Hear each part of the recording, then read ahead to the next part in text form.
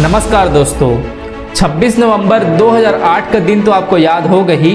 मुंबई में 2008 में हुए आतंकी हमले को 15 साल पूरे हो गए हैं, लेकिन आज भी इस आतंकी हमले का जख्म हर आदमी के दिल में जिंदा है। भारत के इतिहास के सबसे काले दिनों में से एक 26/11 को आतंकवादियों ने अब तक के सबसे क्रूर आतंकी हमले का अंजाम दिया था। इस आतंकी हमले में कई लोगों की जान गई थी और 600 से ज़्यादा लोग घायल हो गए थे। आखिर दोस्तों, इस आतंकी हमले को किसने कराया था? क्या उन्हें सजा हुई या नहीं? आइए आज के इस वीडियो में पूरी डिटेल से जानने की कोशिश करते हैं। मैंने बम्बई आज़ाद करवाना है। मैंने सिंध के वो इलाके जो इंडिया के कब्जे में है, ये आज़ाद करवाने हैं।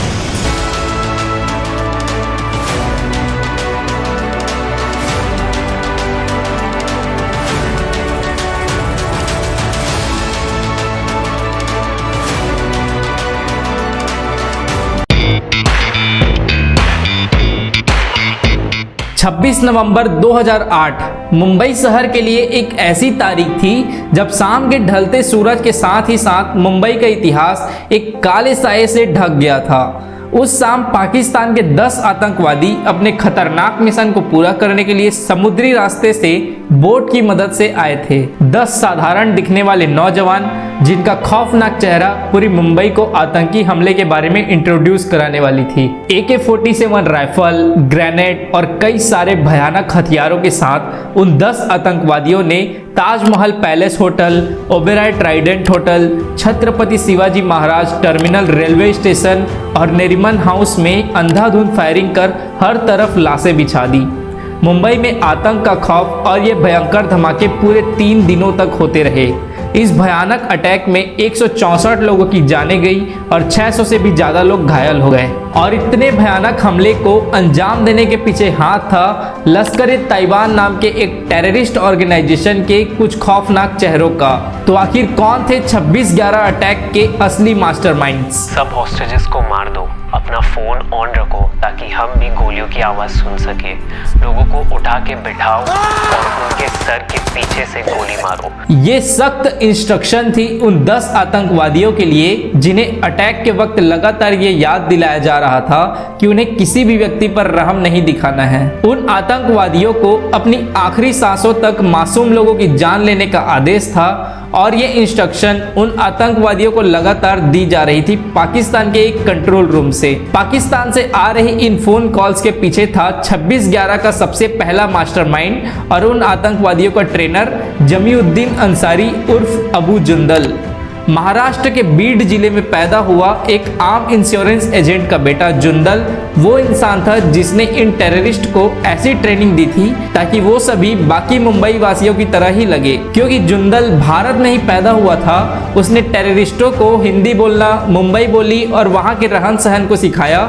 साथ ही सभी के लिए भारतीय पहचान पत्र भी बनवाया ताकि वो 10 आतंकवादी आम मुंबई नागरिक की तरह ही लगे और अपने मिशन को पूरा करे। अबू जुंदल ही वो मास्टरमाइंड था जिसके कहने पर सभी टेररिस्ट ने ये इंडियन मीडिया में अनाउंस किया कि वे लश्कर-ए-तैयबा नहीं बल्कि डेक्कन मुजाहिदीन नामक टेररिस्ट ऑर्गेनाइजेशन से बिलोंग करते थे। जुंदल के कहने पर उन्होंने पूरी कोशिश करी कि वे लश्कर-ए-तैयबा का नाम दुनिया के सामने आने से रोक पाए, लेकिन 26/11 अटैक की प्लानिंग ही सिर्फ जुंदल का पहला क्राइम नहीं था। कहा जाता है कि जुंदल ने 2002 के गुजरात राइट्स में भी काफ़ी आतंक फैलाया था। यही नहीं, कई रिपोर्ट्स ये भी बताते हैं कि फरवरी 2006 में जुंदल ही था जिसने अहमदाबाद के रेलवे स्टेशन पर एक खतरनाक ब्लास्ट किया था जिसमें कई लोगों को जान गंवानी पड़ी थी। इन हादसों के बाद अबू जुंदल पर सख्त इन्वेस्टिगेशन हुई और उसके पास से 43 kg RDX, 16 AK-47 राइफल्स और 4000 राउंड ऑफ एम्यूनेशन भी बरामद हुए। 26/11 मुंबई आतंकी हमले में तहलका मच गया था और इसके पीछे की जड़ थी लश्कर-ए-तैयबा और पाकिस्तान आर्मी के कुछ लोग। अटैक के समय टेररिस्ट को लगातार कम्युनिकेशन मिल रही थी। उन्हें कब, कहां, किसकी जान लेनी है साफ शब्दों में बताया भी जा रहा था और ये सब काफ़ी हाई सिक्योरिटी से किया जा रहा था। और इसके पीछे था 26/11 का अगला मास्टरमाइंड कर्नल सादात उल्लाह, जो कि पाकिस्तानी आर्मी के स्पेशल कम्युनिकेशन ऑर्गेनाइजेशन का सदस्य था। ये यूनिट पाकिस्तानी आर्मी का वो यूनिट है जो कि टेलीफोन नेटवर्क की निगरानी करता है। सादात उल्लाह ने इस ऑर्गेनाइजेशन में होने का गहरा फायदा उठाया था। उन्होंने उस 10 टेररिस्ट को मोबाइल नंबर्स, ईमेल और VoIP मतलब इंटरनेट सर्विस कॉलिंग भी प्रोवाइड करवाया था। और ये कोई आम कम्युनिकेशन के माध्यम से नहीं थे, बल्कि इन नंबर या ईमेल को किसी भी तरीके से हैक या एक्सेस नहीं किया जा सकता था। इन्वेस्टिगेशन के दौरान पता चला कि आतंकवादियों के द्वारा यूज किया गया VoIP अकाउंट कर्नल उल्लाह के और उनके अलावा 10 अलग IP एड्रेस से एक्सेस किया गया था। इनफैक्ट मुंबई पुलिस और सेंट्रल सिक्योरिटी एजेंसीज का कहना था कि कर्नल उल्लाह ने उन टेररिस्ट को सिक्योर कम्युनिकेशन की कड़ी ट्रेनिंग भी दी थी ताकि वो बिना किसी रुकावट के एक दूसरे से कनेक्टेड रहे और उन आतंकी हमलों को एग्जीक्यूट कर पाए। पर मुंबई में हुए इस आतंकी हमले को सिर्फ हथियारों या सिक्योर कम्युनिकेशन से ही अंजाम देना पॉसिबल नहीं था, बल्कि मुंबई के हर टारगेट एरिया की जानकारी होनी भी जरूरी थी।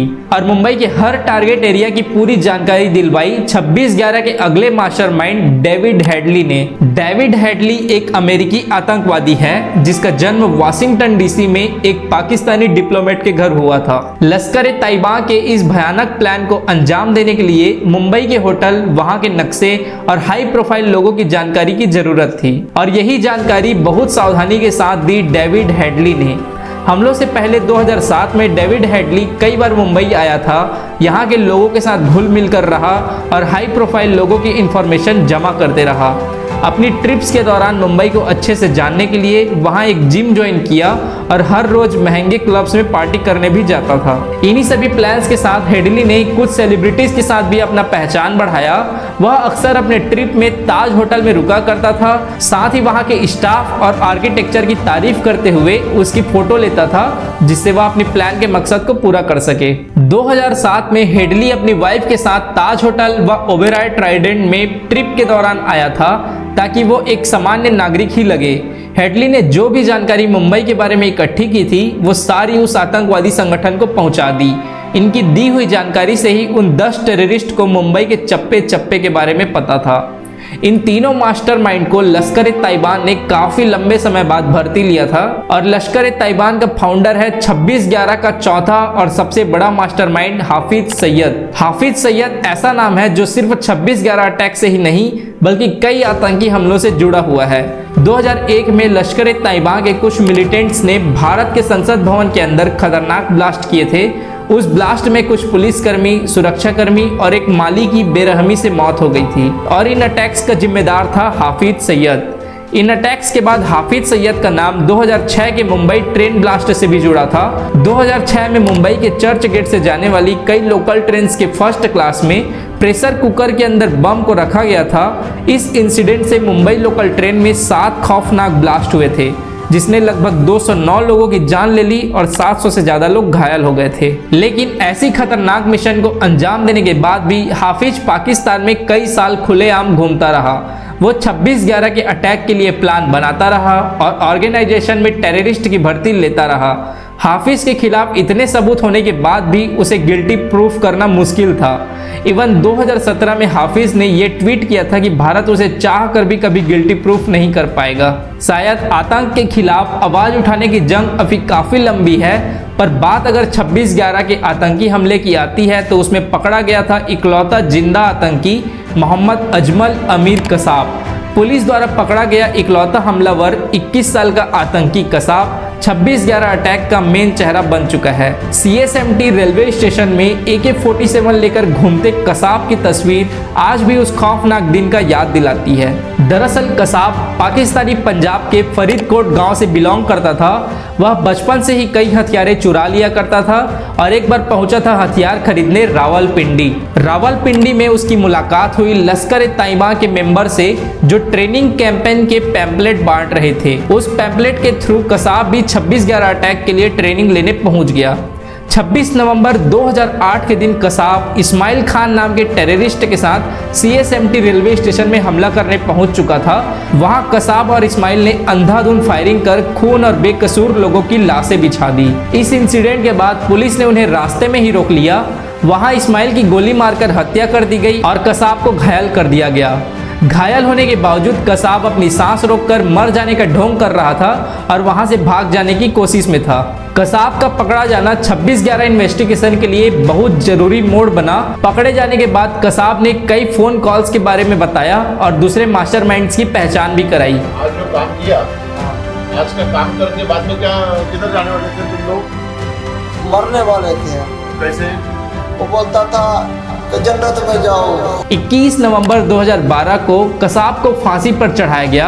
पर आतंक के खिलाफ क्या भारत को सच में इंसाफ मिल पाया है और बाकी मास्टरमाइंड्स का क्या हुआ? अरेस्ट के बाद कसाब ने अबू जुंदल की पहचान कराई और सारी डिटेल इंडियन सीबीआई को दिया। कई सालों बाद जुंदल को 2016 में उम्र कैद की सजा दी गई। वहीं American terrorist David Headley US में 35 साल जेल की सजा काट रहा है। 2010 में डेविड हेडली ने अपनी गलती स्वीकार की और इस हमले के सबसे बड़े मास्टरमाइंड हाफिज सईद को फरवरी 2021 में मात्र 31 साल के लिए सजा सुनाया गया। जबकि कर्नल सादातुल्लाह आज भी पाकिस्तान में खुलेआम आज़ाद घूम रहा है। 26/11 के हमले ने न सिर्फ मुंबई की कई जिंदगियों को तबाह किया, बल्कि हमें याद दिलाया कि आतंकवादियों के खिलाफ हमारी जंग अभी भी जारी है। दोस्तों, 26/11 अटैक के बारे में बनाई गई ये वीडियो आपको कैसे लगी कमेंट करके जरूर बताइए और इसी तरह के इन्फॉर्मेटिव वीडियो के लिए हमारे चैनल को सब्सक्राइब करें। धन्यवाद।